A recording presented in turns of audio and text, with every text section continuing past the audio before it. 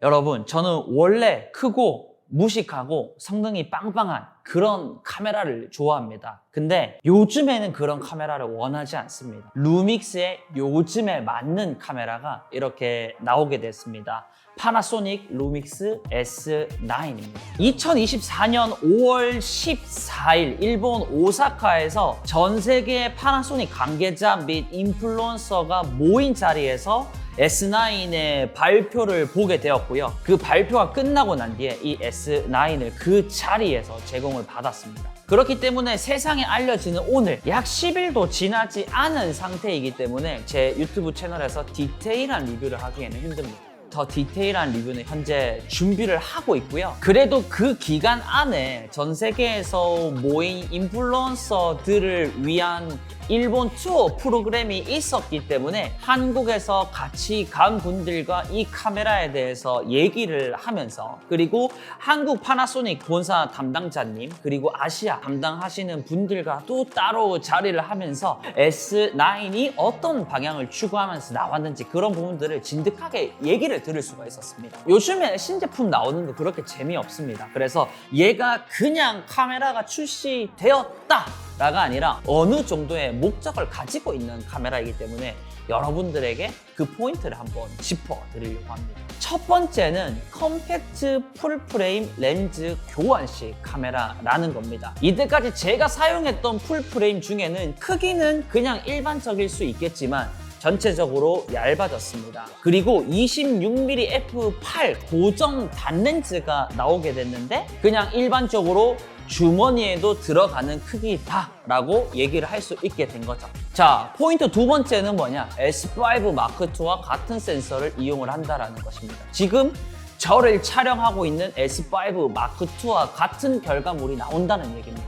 영상 스펙도 똑같이 물려받았습니다. 여기서 물론 4K 60프레임 크롭은 가지고 오지 않았으면 더 좋았을 것 같지만 그것도 가져왔어요. 근데 이 부분에 대한 얘기는 제가 리뷰를 하면서 디테일하게 조금 다뤄보도록 하겠습니다. 세 번째는 여러분 딱 보면 알겠지만 얘가 플래그십으로 나오게 됐을까요? 파나소닉에서도 위급이 아닙니다. 일반 보급형 라인이라고 보시면 되는데 제가 아까 말씀을 드렸죠.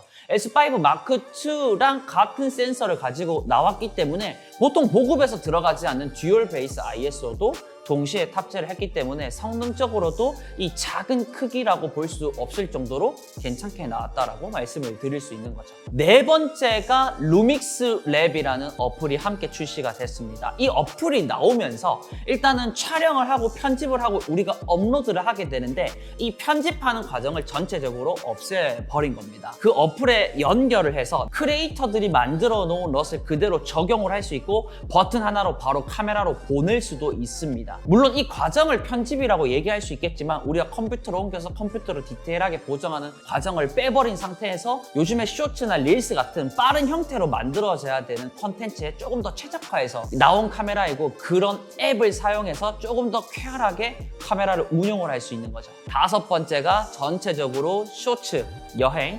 움직임에 기반한 카메라로 거의 최적화가 되었다라고 보시면 됩니다. 제가 이전에 루믹스 랩이라는 어플이 생겼다라고 말씀드렸어요. 근데 버튼에도 럿 버튼이 생겼습니다. 기존에는 내가 럿들을 받으려고 하면 인터넷으로 검색을 해서 다운을 해서 넣었어야 됐습니다. 근데 어플에서 바로 보낸 다음에 럿을 누르게 되면 수십 가지의 럿을 이 자리에서 바꿀 수 있게 되고요. 그리고 럿 설정 안으로 들어가게 되면 내가 외국에서 만든 럿을 한국에서 쓰면 조금 이상할 수도 있습니다. 근데 오퍼시티, 불투명도를 조절할 수 있습니다. 제가 아까 말씀드렸던 전체적인 편집이 이 안에서 거의 해결이 된다 라는 것들 때문에 가볍게 움직이면서 고퀄리티의 컨텐츠를 빠르게 올려야 되는 분들에게는 이 크기의 영상 성능이 이만하게 나올 수 있을지 생각해보면 어렵다고 생각을 합니다. 자, 여섯 번째가 이제 사장 소리 한번 들어야 되는 부분에 AF는 들 수 없겠지만 손떨방은 이제 사장 소리를 한번 들을 수 있을 정도로 S5 마크2가 펌웨어가 되면 손떨방이 전체적으로 매우 좋아졌습니다. 똑같이 들어갔기 때문에 어떤 환경에서도 촬영, 노편집, 업로드가 가능하게 된 거죠. 추가적으로 다른 브랜드에서 잘 없는 오픈 게이트나 이런 것들도 그대로 가져가게 되면서 내가 세로로 찍는다, 가로로 찍는다. 6K 안에서 이것들을 다 만질 수 있는 바디가 되어 버렸습니다. 7번째는 루믹스는 포기하지 않았다. 이 말을 왜 하냐면 이때까지 다른 브랜드를 사용해왔던 사람들이 홍보나 이런 부분에서 파나소닉이 많이 보이지 않았던 것은 사실입니다. 저도 그렇게 느꼈기 때문에 이번에 일본에 가서 또 깊게 얘기를 나눌 수 있는 자리에서 물어봤는데 얘기를 많이 들을 수 있었습니다. 여러분, 앞으로 기대가 될 카메라들도 많고요. 우리들이 생각했던 렌즈 라인업이나 이런 거에 대한 꿈들이 창창하더라고요. 그래서 루믹스 골수 사용자분들은 계속해서 루믹스를 믿으시면 될 것 같고, 루믹스가 포기했다라고 생각하는 사람들은 포기하지 않았다라는 것을 알고 계시면 좋을 것 같습니다. 지금부터 저는 디테일한 리뷰를 만들러 가보겠습니다. 커스텀 버튼이 없으면 그럼 S5 Mark II 사면 됩니다.